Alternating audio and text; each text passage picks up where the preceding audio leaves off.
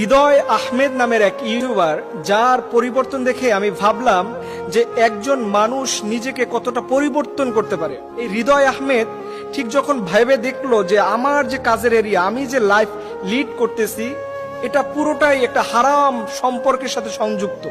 কারণ এখানে girlfriend boyfriend থাকে, ছেলে মেয়েদের মাধ্যমে এই শুটগুলো করা হয়, ইনকামিং সোর্স টোটালি হারাম হয়ে যায়।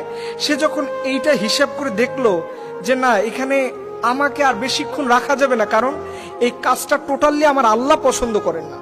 সে হিসেব করলো যে এখান থেকে আমাকে বেরিয়ে আসতে হবে, কারণ আমাকে ফিরে আসতে হবে সে আল্লাহর দিকে যিনি আমাকে সবচেয়ে বেশি ভালোবাসে।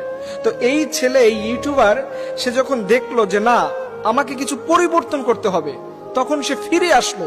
আর এই যে ফিরে আসাটা, এটা কিন্তু এমনি এমনি হয় না, জানেন। একজন মানুষের জীবনের পরিবর্তন, এটা কেউ কাউকে জোর করে দিতে পারে না, জোর করে করতে পারে না।